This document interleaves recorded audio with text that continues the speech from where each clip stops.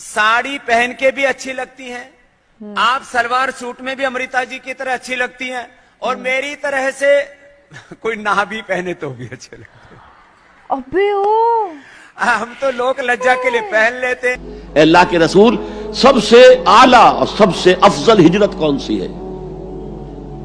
फरमाया अंतहजुरा मा करे रब्बुक, हर उस चीज को छोड़ दो जो तुम्हारे रब को पसंद नहीं। ओ वाओ, आज अपने गरीबान में झांकिए, जो चीज जिंदगी में गलत है शरीयत की रूह से, तय कीजिए कि अब नहीं होगी, अब खत्म कर दूंगा। दुनिया के हर मुसलमान को ये वीडियो देखना लाजमी है, क्योंकि जिंदगी भर की सबसे ज्यादा महत्वपूर्ण यानी कि इम्पोर्टेंट हदीस हमको डॉक्टर इसरार अहमद साहब ब्रीफली एक्सप्लेन करने जा रहे हैं। Better listen this video extremely carefully, बहुत ही ध्यान से सुनिएगा इसको। हे हाय हेलो नमस्ते जी, सत श्री अकाल, अस्सलामु अलैकुम। मैं निधि शर्मा इंडिया से, और आज लाला रामदेव को भी हम सुनेंगे कि वो कैसे महिलाओं को देखना पसंद करते हैं। शर्मसार कर देने वाली बात है कि अपने आप को बाबा कहने वाला ये इंसान इतनी अभद्र बातें करता है, और आए दिन ये इस्लाम के और मुस्लिम्स के अगेंस्ट कुछ ना कुछ कहता ही रहता है, वो भी उल्टा सीधा गलत सलत। तो इसकी बातों को ज्यादा तवज्जो नहीं देना है, क्योंकि ये अपने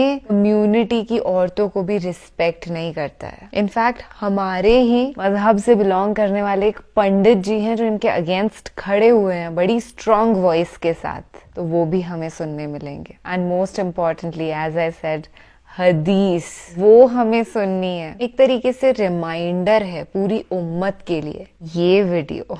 अब क्या रिमाइंडर है वो तो वीडियो देखने के बाद ही डिस्क्लोज होगा, तो बिना किसी देरी के लेट्स क्विकली एक्सपीरियंस द तकरीर, द बयान बाय डॉक्टर इसरार अहमद साहब। तो आप हैं बहुत खुश नसीब हैं आप, बहुत अच्छी लग रही हैं। सामने वालियों को साड़ी पहनने का मौका मिल गया, पीछे वालियों को मिला ही नहीं।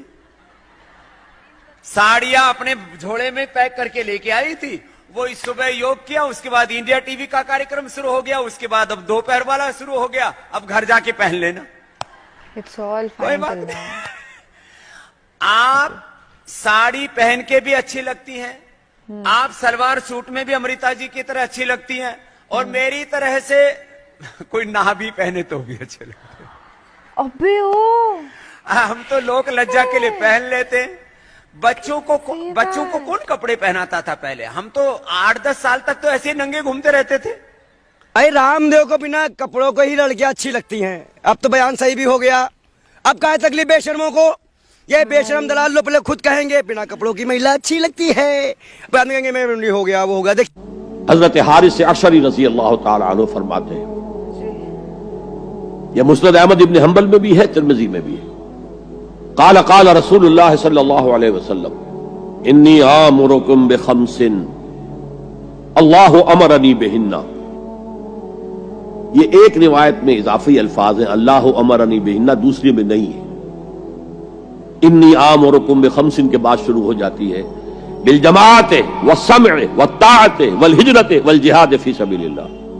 मुसलमानों में तुम्हें 5 बातों का हुक्म दे रहा हूं, और यह हुक्म अल्लाह ने मुझे दिया है। हालांकि आपको भी हुक्म देने का इख्तियार है, लेकिन आपने ताकीद के लिए कहा, मैं अपनी तरफ से नहीं कह रहा, मैं पहुंचा रहा हूं। इन्नी आमुरुकुम बिखम्सिन अल्लाहु अमरनी बिहिन्ना बिल जमाअत व समअ व ताअत वल हिजरत वल जिहाद फी सबीलिल्लाह। जरा दयानतदारी के साथ हाथ उठाए इन मजमे में वो लोग जिन्होंने पहले कभी ये हदीस सुनी है। एक तो इधर मैंने हाथ देखा है, इसका चर्चा ही नहीं हमारे यहां। क्यों? ये उस लेवल से मुताल्लिक है जिस लेवल पे हम सोचते ही नहीं। इकामत दीन की जिद्दोजहद, निजाम को बदलने की जिद्दोजहद, ये हमारे जहन से खारिज, हमारे तसव्वुर दीन से खारिज। देखिए वो जो है बुनी अल इस्लाम वाला खम्सिन, इसमें अमर नहीं है, ये खबर है सिर्फ। इस्लाम की बुनियाद 5 चीजों पर कायम है, शहादत अल्ला इलाहा इल्लल्लाह व अन्ना मुहम्मद रसूलुल्लाह व इकामिस सलात व इताई ज़कात व सौम रमज़ान व हज्जिल बैत मन इस्तता इलैहि सबीला। ये हदीस किसको नहीं मालूम? वतन याद ना हो ये बात दूसरी है, किसको नहीं मालूम 5 अरकान इस्लाम हुजूर ने बताए हैं। हालांकि वहां यह है मैं तुम्हें हुक्म दे रहा हूं, और चर्चा ही नहीं है हमारे यहां। جس گاؤں جانا نہیں اس کا راستہ کیا پوچھنا، جو کام ہم نے کرنا ہی نہیں، اس کے جو لوازم ہیں ان کے تذکرے کی کیا ضرورت ہے؟ یہ ہے ہمارا اس وقت کا عام مسلمانوں کا تصور. زیادہ سے زیادہ یہ کہ دین کو پھیلاؤ، پہنچاؤ، کتابوں سے، رسالوں سے، ویڈیو سے، آڈیو سے، مواعظ سے، درس قرآن سے، ترجمہ قرآن سے. یا تو یہ کہ اپنی ذاتی نیکی کا تصور ہے، اور یا پھر اس سے اوپر صرف یہ دعوت و تبلیغ. اس سے اوپر کی تیسری منزل جسے اقامت دین کہا جائے، جو خصوصی الفاظ حضور کے لیے 3 مرتبہ قرآن میں آئے، هو الذی ارسل رسولہ بالہدی ودین الحق لیظہرہ علی الدین کلہ. کسی اور نبی کے لیے 1 دفعہ بھی نہیں آئے، حضور کے لیے 3 دفعہ آئے. سورہ توبہ، سورہ فتح، سورہ صف. یہ چونکہ چیز ہمارے ذہنوں سے نکل گئی ہے، لہذا اس کے جو متعلقات ہیں اس کی طرف بھی توجہ نہیں ہے. سیدھی سی بات ہے، منطقی بات ہے. جس گاؤں جانا نہیں اس کا راستہ کا کو پوچھنا. یہ 5 چیزیں ہیں لازم. جماعت کی شکل میں رہو، یہ بھی فرمایا علیکم بالجماع، یہ حضور کی حدیث ہے. علیکم بالجماع، لازم جماعت کی شکل میں رہو. اور حضرت عمر کا قول ہے، اور آپ کو معلوم ہے کہ صحابی کا قول بھی حدیث کہلاتا ہے. حضرت عمر فرماتے ہیں لا اسلام الا بالجماع ولا جماع الا بالامارہ ولا امارہ الا بالاطاعہ. کوئی اسلام بغیر جماعت کے نہیں، کوئی جماعت بغیر عمارت کے نہیں، اور کوئی عمارت بے فائدہ ہے اگر اس کی اطاعت نہ ہو. تو پہلا حکم بالجماع والسمع، اور سنو. سننے کے لیے وابستہ رہنا ہوگا. وابستہ رہ شجر سے امید بہار رکھ. اب یہ نہیں ہو سکتا تھا کہ حضور پر کوئی بات آئی ہے تو آپ خود ہر ایک کے گھر جا جا کے اس کو پہنچائیں. آپ وابستہ رہیں اس نظم جماعت کے ساتھ. جیسے کہ درخت کا پتا جو ہے اس تک بھی جڑ سے لے کر جو غذا آ رہی ہے درخت کے پتے تک پہنچ رہی ہے. تو پیوستہ رہ شجر سے امید بہار رکھ، اس پیوستگی کے ساتھ، تاکہ وہ سارے احکام آپ تک خود بخود پہنچے. والطاعہ، اور اطاعت. 3 چیزیں ہو گئی، بالجماعت والسمع والطاعت والہجرت والجہاد فی سبیل اللہ. اور میں اس کی حقیقت پہلے بھی بیان کر چکا ہوں. ہجرت، اس کی بنیاد کیا ہے؟ حضور سے پوچھا گیا ای الہجرت افضل یا رسول اللہ، اے اللہ کے رسول سب سے اعلیٰ اور سب سے افضل ہجرت کون سی ہے؟ فرمایا ان تہجر ما کرہ ربک، ہر اس چیز کو چھوڑ دو جو تمہارے رب کو پسند نہیں ہے. آج اپنے گریبان میں جھانکیے، جو چیز زندگی میں غلط ہے شریعت کی روح سے طے کیجئے کہ اب نہیں ہوگی، اب ختم کر دوں گا. ہجرت شروع ہو گئی آپ کی. Great one. ان تہجر ما کرہ ربک، ہر اس چیز کو ترک کر دو، چھوڑ دو جو تمہارے رب کو پسند نہیں. اور آخری ہجرت تو آئے گی وہ اقامت دین کے آخری مرحلے میں، جب اقدام ہوگا، جب نظام کو چیلنج کیا جائے گا. پھر جو ہجرت ہوگی وہ فرض ہجرت ہوتی ہے. مدینے کی ہجرت فرض تھی، ہجرت حبشہ فرض نہیں تھی. وہ تو جن لوگوں کی ہمت جواب دے رہی تھی اور جو پرسیکیوشن ہو رہی تھی اور جو تشدد ہو رہا تھا اس کو برداشت نہیں کر پا رہے تھے، انہیں اجازت دے دی گئی کہ ٹھیک ہے چلے جاؤ، حبشہ کی طرف ہجرت کر جاؤ.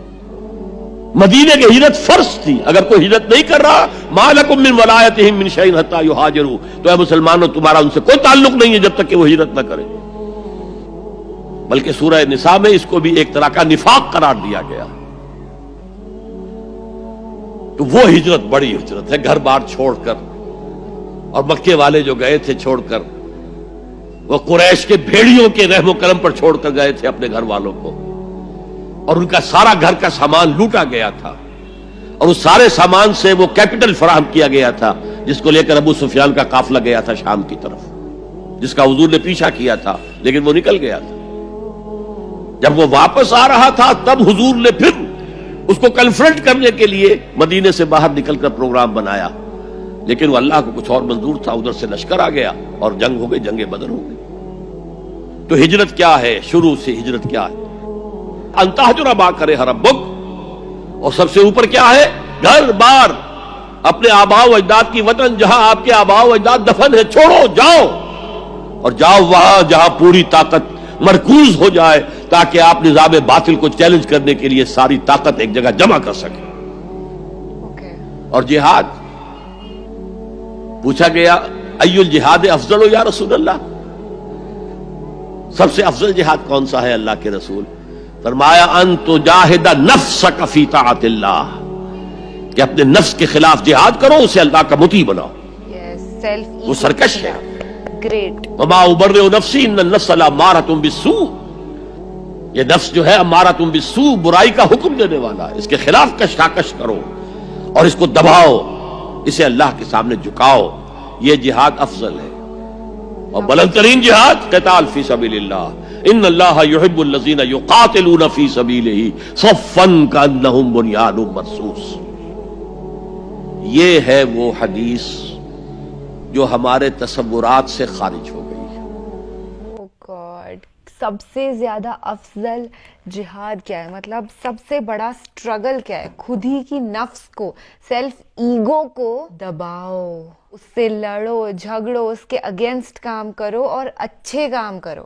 بہت ہی اچھی بات کہی کہ دس اسٹرگل از ایکسٹریملی امپورٹنٹ، پر اس بات کو اتنی توجہ نہیں دی جا رہی ہے، اس حدیث کو اتنی امپورٹنس نہیں دی جا رہی ہے جتنی اسے ملنی چاہیے تھی. But thank God we heard this video today. آج ہم نے یہ ویڈیو دیکھا ہے، یہ تقریر، یہ بیان سنا ہے، اس سے کتنا اچھا اثر ہمارے دل و دماغ، ذہن، روح پر پڑا ہے. میں تو خود کو اور میرے دوست پیارے سے جو آپ سامنے بیٹھے ہیں، آپ کو بڑا بھاگیہ شالی، سوبھاگیوان، قسمت والا سمجھتی ہوں کہ ہم کو یہ حدیث سننے ملی.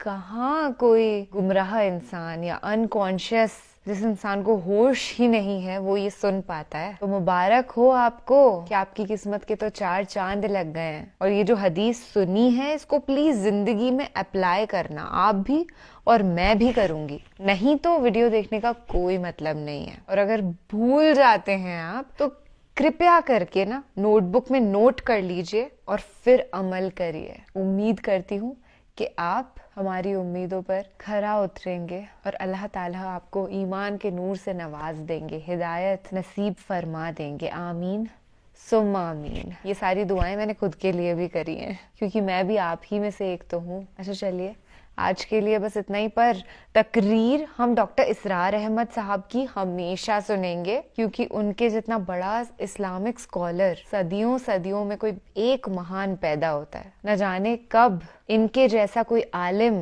ہمیں مل پائے. تبھی تو کہتی ہوں کہ قسمت والے ہیں، کیونکہ ابھی یہ ہمیں مل گئے ہیں انٹرنیٹ کے ذریعے. اتنا وقت جو ہم نے یہاں دیا ہے، اسے پلیز ضائع مت ہونے دینا. نہ آپ ہونے دیں گے نہ میں. چلیے، خیال رکھیے گا اپنا اور اپنے سبھی گھر والوں کا. خوش رہیے گا.